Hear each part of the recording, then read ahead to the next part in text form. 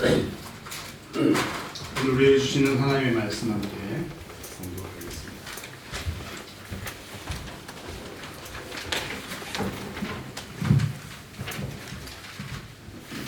오늘 하나님께서 주신 말씀은 마태복음 28장 16절부터 20절입니다. 제가 가지고 있는 성경은 56쪽입니다. 11 제자가 갈릴리에 가서 예수께서 지시하신 산에 이르러 예수를 배웠고 경배하나 아직도 의심하는 사람들이 있더라.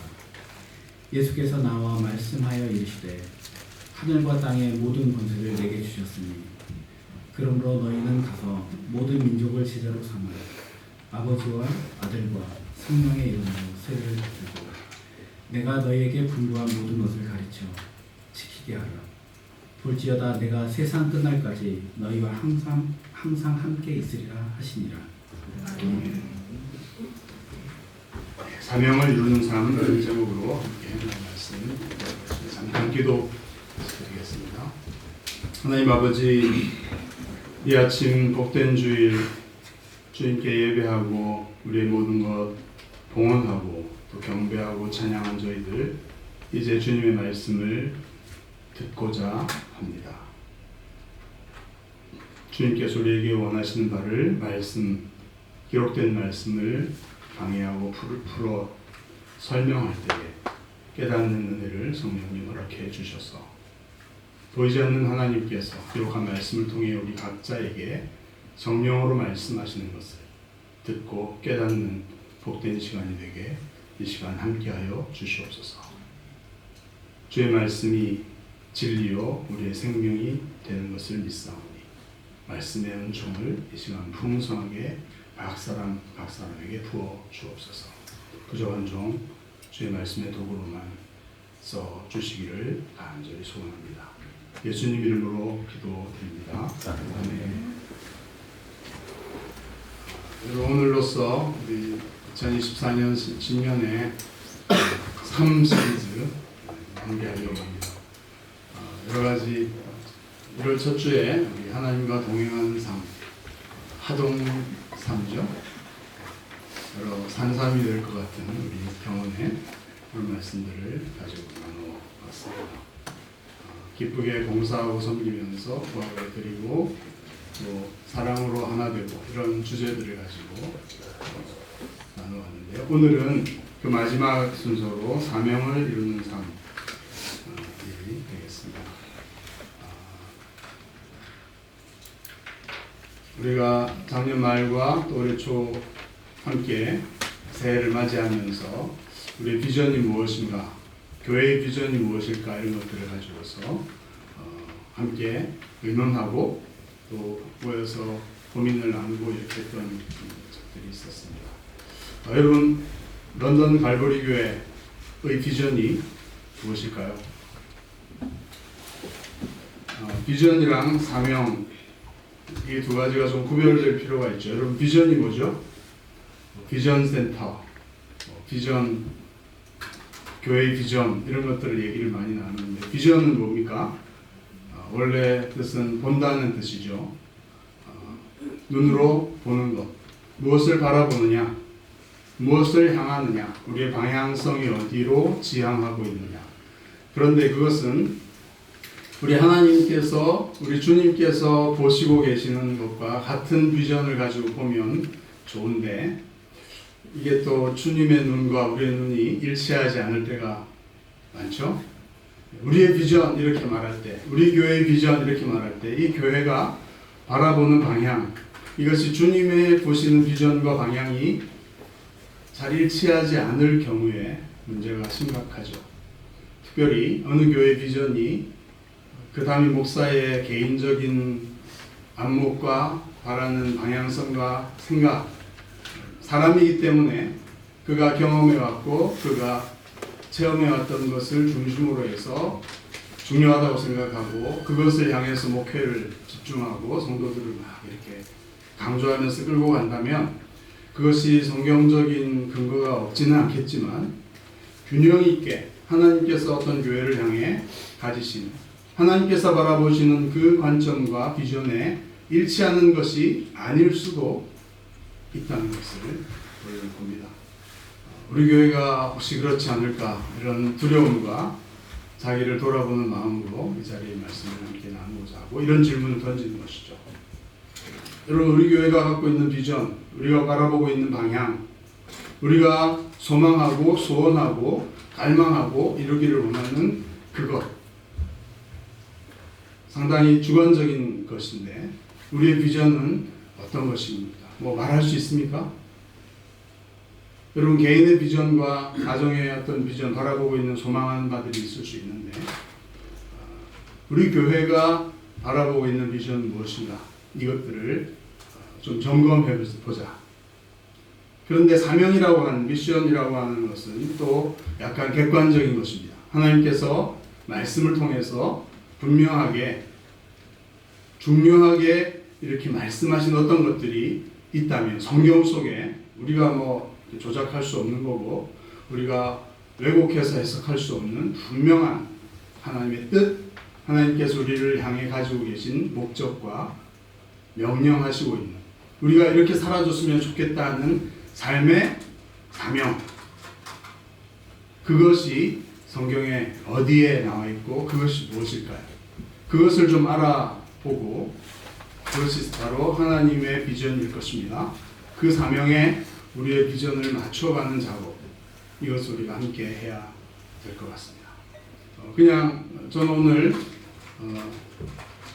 좀 마음을 열고 허심탄회하게 우리의 비전이 무엇이고 무엇이어야 할 것인가, 또 하나님께서 우리에게 주신 사명이 어떤 것이고 그것에 맞춰가는 우리 교회, 런던 말보리 교회의 비전과 생활, 삶이 될 수 있으려면 어떻게 해야 될 것인가, 저랑 허심탄회하게 좀 얘기하는, 말씀 안에서 얘기하는 시간이 되었으면 좋겠습니다. 손 들고 얘기하셔도 좋고요. 설교 중에 뭐 그러냐 그럴 수 있지만 지금은 좀 그래봤어 좋을 것 같습니다. 우리의 비전이 무엇일까요? 우리는 모여서 지금 뭘 하고 있는 걸까요? 무엇을 위해서 모여 있는 것입니까? 잘 되는 집안은요, 누구에게나 그것을 물어봐도 같은 방향의 얘기를 할 수 있는, 꼭 단어와 하는 표현이 똑같지 않을 수 있지만 잘 들어보면 지향하고 바라는 바가 어린아이들도 청소년 아이들도 누구나 이 공동체 안에 물어보면 우리는 모여서 이걸 하고 있습니다. 이걸 했으면 좋겠습니다. 이것이 나의 기도 제목이고 이것을 위해서 나는 작은 수고와 노력들을 함께 하고 있습니다 라고 말할 수 있는 그 어떤 것, 주관적이지만 그 주관적인 것이 주님이 주신 사명과 미션과 일치하는 것이 되었으면 좋겠다 하는 것이 오늘의 주제이고, 또 그렇게 가는 것을 보는 것이 목회자인 저의 가장 큰 보람이고 기쁨이 될 것입니다. 주님 앞에 갔을 때에 주님께 칭찬받고 잘했다, 충성된 종아, 이렇게 주님 앞에서 말을 들을 수 있는, 인정을 받을 수 있는 것이 여기에 달려있지 않나 이렇게 생각합니다. 여러분도 도와주셔야 되죠. 목사가 혼자 지멋대로 질주하지 않도록 말씀에 근거해서 여러분 각자의 비전을 가지고 싸우면 안 되겠죠. 공통적인 것은 주님이 말씀하신 이 사명, 주님이 분명하게 말씀하신 그것의 가치와 그것에 비추어서 우리가 이렇게 가야 되지 않겠느냐, 이렇게 얘기할 수 있어야 되고, 함께 그것을 위해서 역할과 직분과 사명은 다를 수 있지만, 역할은 다를 수 있지만 같은 사명을 이루어나가는 우리가 되었으면 좋겠습니다. 제가 오늘로써 이 땅에 와서 55년을 살았습니다. 입춘이죠. 제 생일은 늘 입춘입니다. 봄이 와서 제가 왔는지, 제가 와서 봄이 왔는지 둘 중에 하나겠죠. 네. 그런 겨울과 어려움들을 겪고 나서 새로운 것들을 맞이하는, 제가 55년을 살면서 남은 얼마나 될지 모르는 삶을 어떻게 살 것인가, 하나님께서 이렇게 만나게 해주셨던 이 공동체와 함께 인생의 아주 중요한 시기, 50대 중반의 중요한 삶을 어떻게 살아갈 것인가, 저희 얘기이기도 하죠. 이 중요한 시기를 열심히 갔더니 이 산이 아닌 예비요, 뭐 이렇게 하면 여러분이나 저는 얼마나 고민스럽고 당황스럽겠습니까? 그래서 가기 전에 점검해 보자 하는 것입니다. 여러분, 우리의 비전은 주님이 주신 어떤 사명과 일치하는 것이었으면 좋겠습니까? 대표적인 말씀이 있으신가요? 또 있습니까? 오늘 본문의 말씀이죠. 이것은 우리 주님께서 세상을 떠나실 때 11 제자들과 함께 마지막으로 만나신, 마태복음에 따르면 마지막으로 그 갈릴리 산에서 만나자, 부활하신 그날 아침에 여인들에게 제자들한테 이렇게 좀 전해줘라, 이렇게 말씀하셨습니다. 다른 복음서에 보면 다른 사건들도 나타나긴 하지만 마태복음에 따르면 주님께서는 빈 무덤에 나타난 여인들을 향해서 주님께서 나타나셔서 갈릴리, 내가 제자들에게 미리 말했던 그 산에서 마지막으로 만나자고 말을 전해라, 이렇게 얘기하셨고요. 제자들이 그 말씀을 듣고 거긴 어디였습니까? 예루살렘이었어요. 무덤이 있고 돌아가신 곳은 예루살렘 성곽이었는데 그 곳에서 만났던 예수님의 말씀을 전해 듣고 갈릴리로 돌아가서 그 산에서, 어떤 산이었는지 우리는 알 수 없습니다. 16절. 그러나 마태복음을 쭉 보면 알죠. 마태복음 예수님께서 산상설교를 하셨던 그 산도 있고요. 나타나는 몇 가지 산이 있는데 주님께서 약속하셨던 그 산에서 11제자. 왜 11제자입니까? 한 제자가 예수님을 배반하고 떠나갔기 때문에 11제자. 그 지시하신 산에서 예수님을 배웠고 경배했습니다. 그런데 아직도 의심하는 사람들이 11제자 중에도 있었다, 이런 얘기가 나오고, 그 다음에 예수께서 18절에 나와서 말씀하여 이르시되, 이렇게 나왔습니다. 하늘과 땅의 모든 권세를 내게 주셨다. 예수님이 메시아라고 믿었는데 그들이 믿었던 메시아는 이 땅에서 어떤 정치적 권력을 가진 메시아로서가 아니라 하늘과 땅의 권세를 가지시게 되었다. 메시아로 이제 등극하시게 되었다. 부활하신 주님께서 이제 승천하시고 떠나시면 하나님 보좌 우편에서 영광 가운데 하늘과 땅의 권세를 가지시는 존재가 되셨다. 그것은 예수님의 죽으심과 부활을 통해 일어났던 일이죠. 그분 자신이 하나님이셨고 사람이 되신 분이었지만 그냥 저절로 되는 것이 아니라 죽으심과 부활이라고 하는 인류 전체를 대신하는 이 대속의 사명을 감당하시고 완성하심을 통해서 주님은 하늘과 땅의 모든 권세를 가지시는 메시아로 등극하시게 되었다.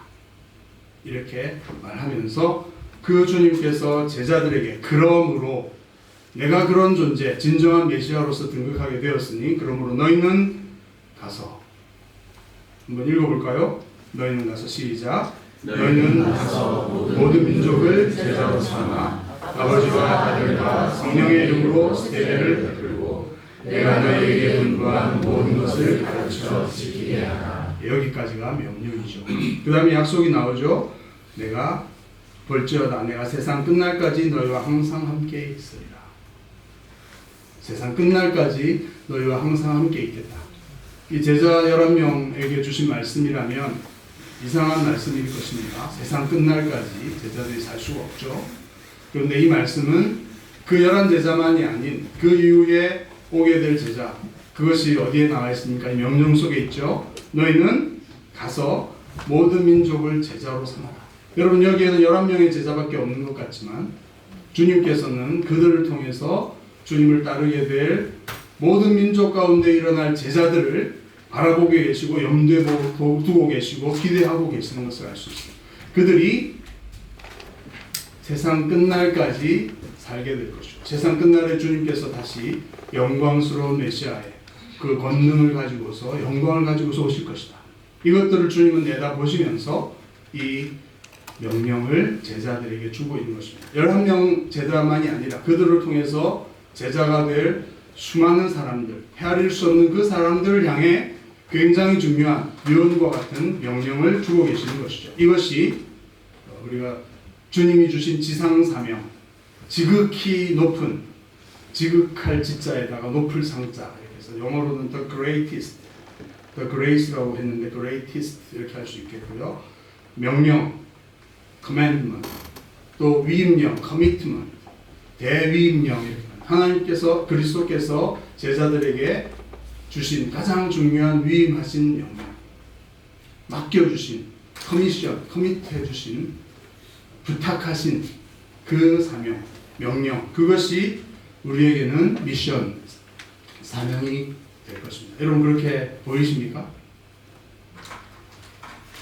그래서 저는 누군가 우리에게 갈보리 교회의 비전이 무엇이냐라고 물으면 제일 먼저 이 말씀을 떠올렸으면 좋겠습니다.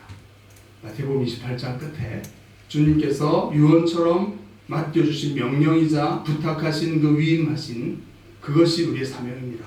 이렇게 말할 수 있었으면 좋겠습니다. 그게 뭔지 자세히 누군가 물어보면 설명해 줄 수도 있어야 되겠지만 일단은 주님께서 우리에게 부탁하신 이것, 지상 사명이 우리의 사명입니다. 지상 명령이 우리의 사명입니다. 이렇게 말할 수 있었으면 좋겠습니다. 여러분 그 내용이 무엇입니까? 동사를 찾아보시면 뭘 해야 되는지가 나와 있습니다. 동사가 뭐가 있는지 한번 같이 볼까요? 너희는 가서 일단 가야 된다. 그리고 모든 민족을 제자로 삼아. 제가 색깔로 힌트를 드렸는데요. 그 다음에 세례를 베풀고 분부한, 내가 너에게 분부한, 이것은 주님이 하신 거죠. 주님이 분부한 모든 것을 가르쳐 지키게 하라. 그래서 몇 가지 동사가 나옵니다. 이렇게. 근데 이제 영어로도 그게 표현되어 있을 것인데요. 좀 다르게 표현되어 있지만 여기서 주동사와 분사 형태로 되어 있는 동사로 구분할 수가 있는데 주동사가 하나입니다. 힌트가 바로 그거죠. 너희는 가서가 아니라 모든 민족을 제자로 삼아라. Make disciples. 제자를 삼는다. 이것이 본 동사이고요. 그 제자를 삼는 것이 무엇이냐 하면 분사 형태로 나타나 있는 세 가지입니다. 첫 번째는 가서. 영어로는 그냥 go라고 되어 있지만 가면서 going 이렇게 되어 있고요. 세례를 베풀고 baptizing 이렇게 되어 있고 그 다음에 teaching them to obey. 지킬 수 있도록 가르침을 통해서 제자를 삼는 것입니다. 여러분 제자 삼는 것이 주님이 우리에게 맡겨준 지상 명령인데요. 그 제자 삼는다는 그 내용은 가서 사람들을 만나고 그들에게 복음을 전하고 그들이 믿게 해서 세례를 주고 아버지와 아들 성령 이름으로 세례를 주고 그들이 세례받고 예수 믿었다고 끝난 게 아니라 내가 너에게 분부한 모든 것 그것을 가르쳐서 지킬 수 있게 해라. 다시 말로 하면 다른 말로 하면 지킬 때까지 가르쳐라 이런 거죠. 지키지 않으면 계속 가르쳐야 되는 거예요. 이 세 가지 가서 세례를 주고 믿게 하고 그 다음에 가르쳐 행하게 주님의 뜻을 행할 수 있도록 가르치는 것. 이렇게 하는 게 뭐라고요? 제자를 삼는 것이다. 제자 삼아라. 제자로 삼아라. 누구를요? 모든 민족, of all nations, 모든 민족들을 제자로 삼는 것. 이것이 주님이 우리에게 원하시는 것들이었다. 그 당시는 갈릴리 출신의 11명의 제자 이렇게 있었지만 그들을 통해서 온 민족, 모든 민족에게 주님의 제자가 되는 일들이 퍼져나갈 것들을 내다보셨고 아까 말씀드린 대로 이건 공간적인 것이었다면 시간적으로는 세상 끝날까지 역사에 인류 역사가 끝날 때까지 이렇게 제자 삼는 일들이 확산되어질 것들을 내다보시고 명령하고 계시는 것이 주님이 우리에게 주신 사명이었습니다. 여러분 이것이 좀 우리에게 진지하고 심각하게 다가오시나요? 그것들 때문에 우리도 예수님을 믿게 됐죠. 복음을 듣게 되었습니다. 누군가 우리에게 왔습니다. 그런 기회가 있길 바라지만 웨일즈의 선교사님 한 분이 우리에게 와서 자기의 생명을 내어주면서 복음을 전해줬죠. 번역된 그 성경을 우리에게 전달해 주어서 누군가 한두 사람이 그것을 받고 믿게 되고 그래서 한국의 교회가 시작되었다. 그런 것들을 우리는 알고 있습니다. 역사들을. 누군가 왔고 이 지상 사명을 따라서 순종하는 어떤 사람들을 통해서 우리에게 복음을 전해줬고 개인적으로도 마찬가지죠. 나에게 주님께서 누군가를 보내셨는데 누군가 보냄받아 와서 나에게 복음을 전했고 그것을 내가 은혜로 알고 깨닫고 믿게 되어서 주님을 따르는 제자가 되었고, 지금도 우리는 무엇을 하고 있습니까? 주님께서 분부하신 것들을 지켜 행하는 삶이 복되고 참된 생명인 것을 알기 때문에 그것을 배우고 있고 그 말씀대로 지켜 행하려고 애쓰고 있는 주님의 제자가 되고 있고 제자로 살려고 하고 있는 것이 우리들입니다. 여기 있는 우리 자신이 증인들인 것이죠. 누군가 이 주님의 소원, 주님이 원하셨던 이 주님 당신이 하셨고 3년 동안, 그리고 제자들에게 그것을 3년간 훈련하고 함께 하시면서 가르치셨고, 프렌티스십처럼 직접 몸으로 보이시면서 보여주셨고, 그것을 가서 하라고 이제 명령했을 때 제자들은 정확하게 자신감은 없었을 수 있지만 뭘 하는 것인지 3년간 익혔기 때문에 아는 것이죠. 주님이 찾아오셨던 것처럼 그들도 가는 것이고, 주님이 가르치셨던 복음을 그들도 전하는 것이고, 그 다음에 계속해서 주님이 가르치죠. 마태복음을 읽어보시면 특별히 주님이 계속 가르치시는 거예요. 그래서 그 일들을 해야 된다는 것을 알고 있었습니다. 여러분들은 아십니까? 여기에서 우리의 질문이 시작되는 것입니다. 여러분, 제자 삼는 게 뭔지 경험해 보셨습니까? 지금 하고 계셔야 되지 않나요? 근데 우리에게 그것이 잘 와닿지 않는다면 제가 목표를 잘못하고 있는 것이죠. 제자 삼는 게 뭔지 그것을 우리가 알아야 되고요. 그 일을 해야 되는 것입니다.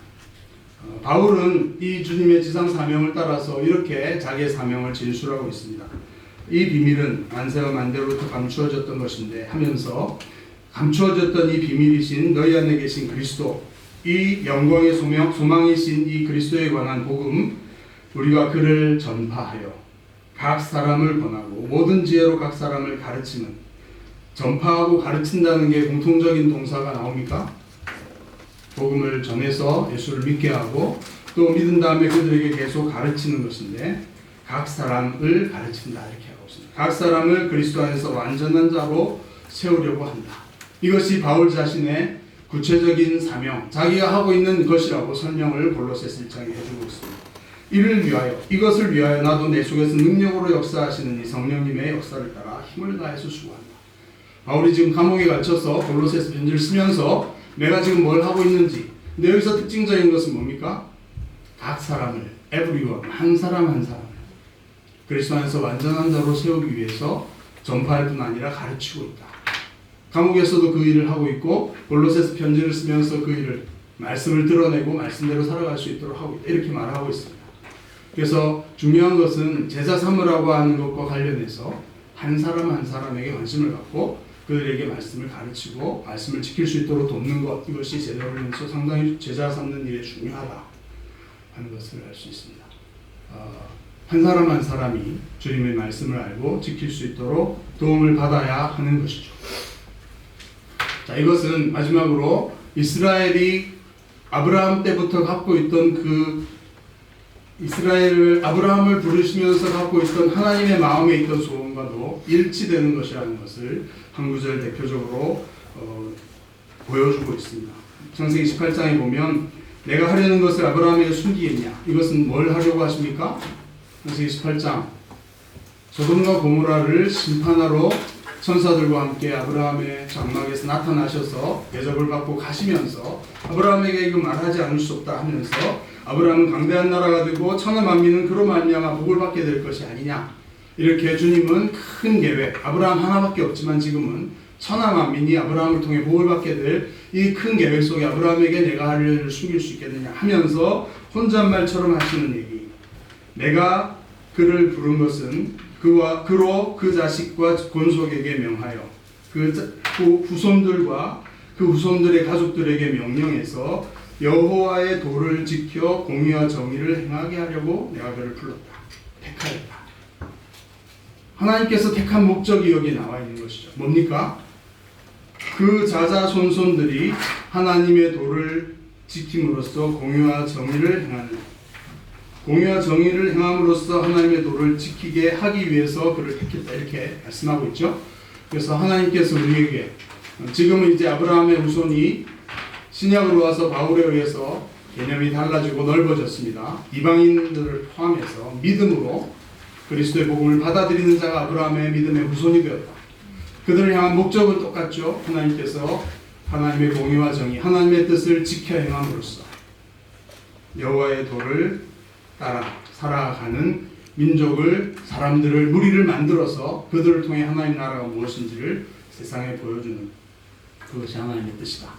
이렇게 몇 가지 구절을 중요한 인물들과 중요한 사건들을 보면서 보니까 하나님의 말씀대로 우리가 살아가는 제자가 되는 것, 하나님의 거룩한 백성 말씀대로 순종하며 거룩함과 하나님의 의와 하나님의 사랑을 드러내는 인격과 그런 행동과 그런 삶을 통해 이 땅에 살아가는 그런 그리스도의 제자로 살아가는 그것이 주님 우리를 향한 간절한 소망이고 소원이시다 하는 것들을 알 수 있고요.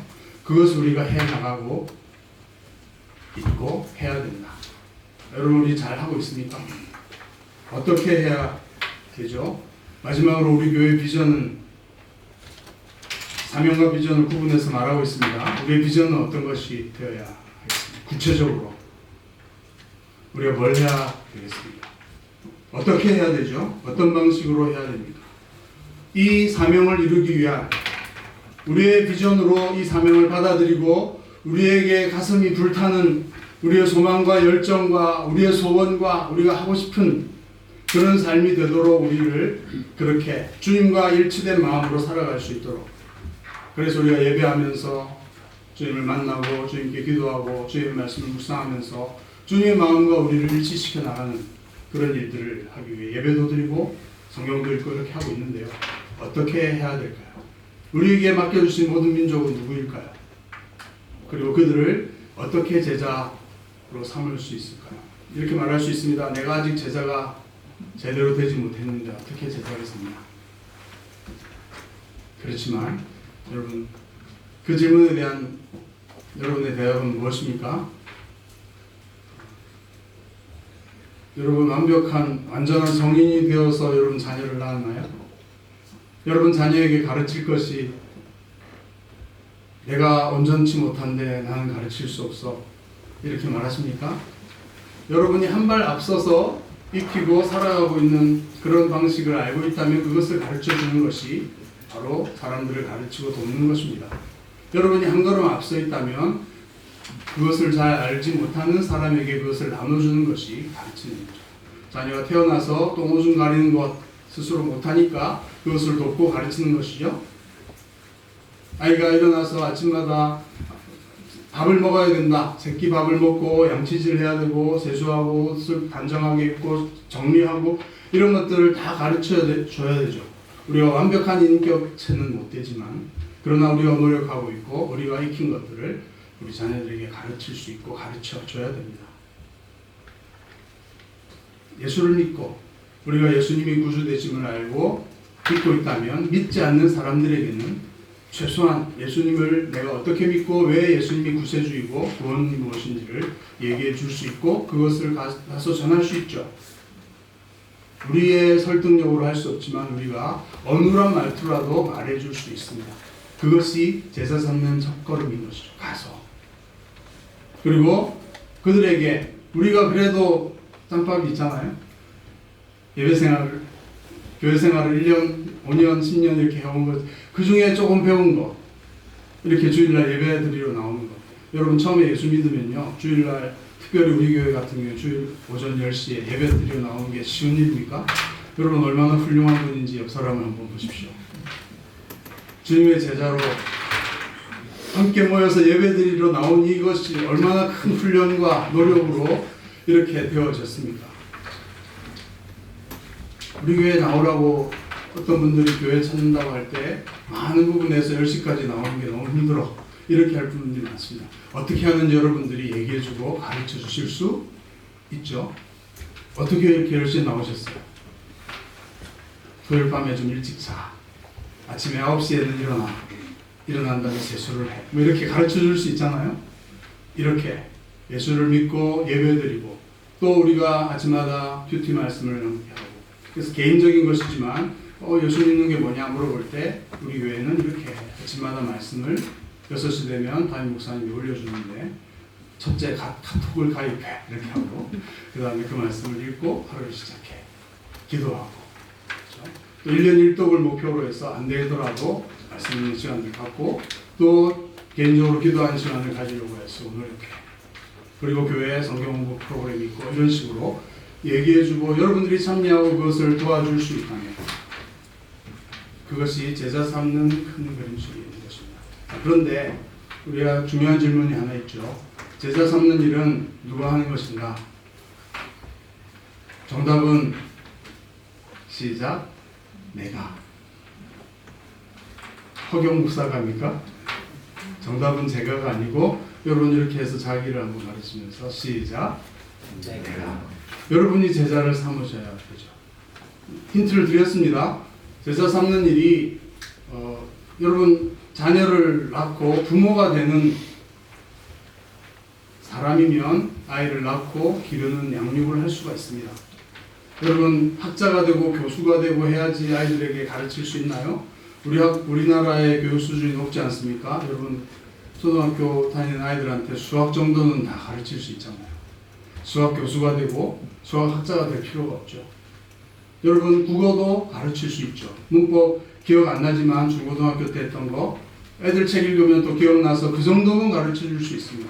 학부모가 되는 것, 부모가 되는 것은 엄청난 수준이죠. 모든 영역에서 이미 우리가 공부를 했고 중고등학교 의무교육은 다 겪었기 때문에 그 정도는 가르칠 수 있습니다. 그러면 자녀를 낳고 부모가 될 수 있는 것이죠. 제자 삼는 일, 신학자가 되고 목사가 되어야 제자 삼을 수 있습니까? 아니죠. 필요할 때는 그 교수나 그 교사들을 이용해서 전공하신 분들에게 국어 선생님에게 자녀들을 보내서 교육시키면 되지만 전반적인 삶의 부모가 되고 전반적인 인생을 가르치고 책임지는 일은 우리 가정에 자녀를 태어나게 하고 그를 기름을 통해서 사람 되게 만드는 일. 이게 바로 제자 삼는 일이라고 할 수 있습니다.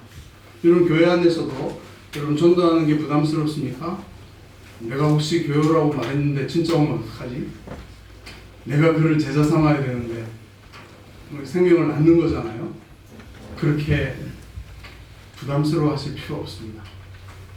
그냥 낳고 학부모가 된 마음으로 아까 말씀드린 것처럼 예배드리러 주일날은 이렇게 가면 되고 성경을 이렇게 읽으면 되고 잘 모르는 거 있으면 담임 목사에게 물어보면 되니까 학교 선생에게 물어보듯이 여러분이 아는 것만큼만 가르쳐주는 그 일들을 하는 여러분 제자 삼는 것의 핵심은 무엇입니까? 제가 부모, 가정 이런 얘기를 했죠. 애정을 가지고 내가 여러분 우리가 아이를 낳아야 되죠. 맞습니까? 인구 절벽 이 시대에 각 가정에서 결혼을 하고 아이를 낳아야 됩니다. 우리 각자가 주님의 제자가 되어서 아이를 낳고 기르려고 하는 책임을 져야 되죠.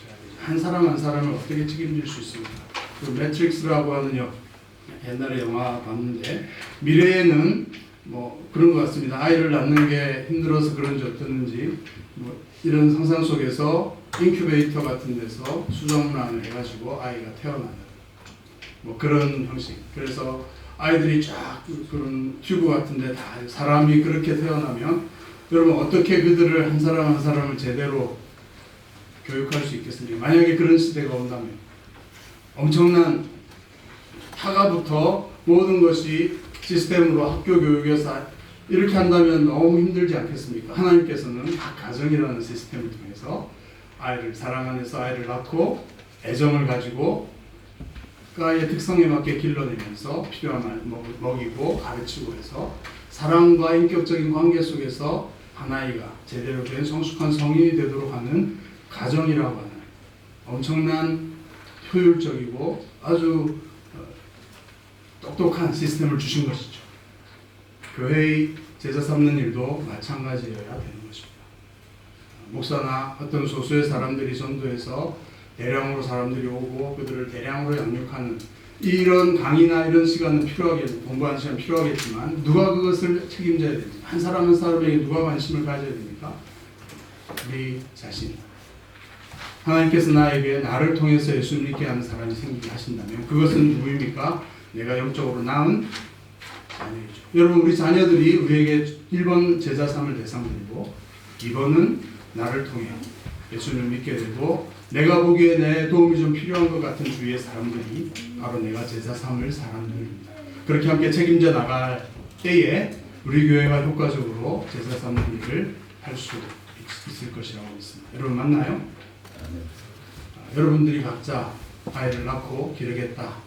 영적으로 전도해서 한 사람을 책임지고 그가 성인이 되어서 스스로 또 결혼해서 자녀를 낳을 수 있을 때까지 성숙할 때까지 내가 책임지고 그리고 그렇게 전도하고 양육하는 일을 하고 있다 하더라도 할아버지 할머니는 필요하니까 위에서 기도하면서 힘든 거 없냐 이렇게 물어볼 수 있는 이런 관계 이런 삶을 살겠다. 이것이 바로 제자 삼는 삶을 살겠다라는 것입니다. 우리 교회가 그런 공동체이기를 바랍니다. 그렇게 할 결심들이 있으시기를 바랍니다. 그러면 우리 교회가 제자 삼는 일을 이 시대 이 관계 속에서 효과적으로 할 수 있을 것이라고 믿습니다. 1세대, 한인 1세대 중에 복음이 필요한 사람들, 다른 교회 잘 나가는 사람들 전도 아니니까 우리 교회 오라고 하지 마십시오. 안 믿는 사람에게 복음을 준다. 혹시 교회 나가지 않는 분들이 있다면 복음을 새롭게 알고 하나님과 이렇게 하시기 바랍니다. 그래서 그 사람 하나님께 맡겨주셔서 함께 교회 나오게 되면 끝까지 관심을 갖고 그가 교회 생활과 성장하는 그가 복음 전하고 또 성숙해서 다른 사람을 도울 수 있을 때까지 관심을 갖고 기도하면서 도와주는 일 뭐라고요? 그게 제자 삼는 일이고 그 제자 삼으라고 주님 우리에게 말씀하고 계신 것이다. 그 다음에 저는 재영 탈북민 우리 주변에서 함께 살고 있는 탈북민들은 다 문화권입니다.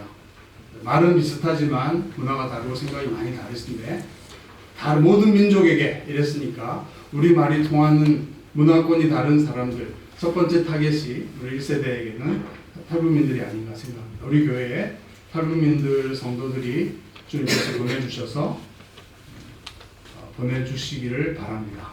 아멘. 남한에서 오신 한인들도 예수 믿어야 되지만 탈북민들도 예수를 믿고 주님의 제자가 되고 그들도 그들에게 제자 삼을 수 있는 일들이 시작되어야 할 줄 믿습니다. 초기 단계로 알고 있습니다. 그리고 믿지 않는 탈북민들이 상당히 많고 탈북 과정에서 목사님들이나 도움을 받았지만 실제로 주님을 알고 주님을 따르는 제자가 된 사람들은 퍼센티지가 우리보다 덜 하죠. 그래서 우리가 그 책임을 졌으면 좋겠고 굳이 말로 표현하자면 제가 담임 목사로 있는 동안에 여러분 동의하신다면 우리 교회 비전 중에 하나는 탈북민들이 우리와 비슷한 숫자가 될 때까지 한국한 함께 모여서 진정한 복음 안에서 통일을 이루어나가는 불편하죠? 그렇지만 그들을 지난주에 말씀드린 것처럼 사랑으로 겸손한 마음으로 우리보다 더 낮게 여기면서 정말 진정한 복음 안에서의 통일을 이루어나갈 수 있는 공동체로 성장하다면 그렇게 된다면 우리가 얼만큼 성숙해질지 기대하실 수 있죠. 그렇죠? 그리고 그 다음이 우리 다음 세대 우리 자녀들도 못지않은 타문화권이죠. 그들을 제자로 삼을 수 있을 것이고요. 그들을 통해서 영국에 있는 기타 제형 타민족 영국 사람들을 포함해서 그런 모든 민족을 제자 삼는 일들을 뭔가 시작하고 진행해 나가는 교회가 될 수 있을 것이라고 믿습니다. 괜찮습니까? 이렇게 가면 괜찮겠습니까? 우리가 영어로 하긴 힘드니까 영어로 잘하는 아이들을 우리 자녀들 통해서 우리 돈만 많이 주면 되거든요. 성경 공부하러 간다면 이걸로 카페에서 같이 많이 먹어 이렇게 밥도 사 먹어 이러면서 용돈을 듬뿍 주면 자녀들이 우리를 속이지 않는 이상 성경 공부하러 친구 만나서 예수님 성경 공부한다고 가놓고 딴 데 돈을 쓰진 않겠죠. 그렇게 하면 됩니다. 우리가 직접 안 해도 되고요. 그래서 돈은 좀 많이 버십시오. 뭔가 걸음더미가 되어줘야죠. 다음 세대에게는. 그런 교회가 됐으면 좋겠습니다. 근데 일단 우리도 1세대 우리가 말로 할 수 있는 사람들에게는 복음 전하고 가르쳐 지키게 하고 이런 제자 삼는 일들을 하면서 자녀들에게 이게 우리의 비전이고 우리의 사명이야 이렇게 말할 수 있는 우리 모두가 되었으면 좋겠습니다. 그것을 제가 듣고 싶고 그 얘기를 나눠서 보고 싶습니다. 함께 가실까요? 제자 삼는 일 함께 한번 해볼까요? 처음에 애 낳으면서 서투릅니다. 하지만 사랑과 애정을 가지면 지혜도 주시고 경험도 쌓이고, 그래서 더 많은 자들 평생 주님 앞에 갈 때까지 우리가 만나는 모든 사람들에게 이런, 혹시 하나님이 나에게 맡겨주신 영적인 나의 아이인가? 이런 관심을 가지고 직장에서도 보시고, 우리 집사님 중에 한 분이 아침마다 수영장에 가서 저는 갈보리교회 다닙니다 이렇게 말하니까 그분들이 갈보리교회 알아요. 혹시 새로 오신 전도사님이십니까? 이렇게 물어본다고 하는 얘기를 들었습니다. 안욱준 집사님이시죠. 새로 오신 전도사님, 전도사님은 아니고, 그런 관심을 갖고 사람들을 바라보며 그들이 하나님의 관심을 갖고 주님의 제자로 살고 싶다 하면 하나님이 우리에게 맡겨주시겠죠. 그런 사람들을 우리가 책임져야 되는 것입니다. 이런 일들이 왕성하게 일어나는 우리 런던 갈보리교회가 되었으면 좋겠습니다. 그렇게 살아가십시다. 주님의 마음을 기쁘시게 하는 삶을 살아보십시다. 마지막 찬양 함께 드리고 기도하고 예배를 마치겠습니다. 이 산지를 내게 주소서.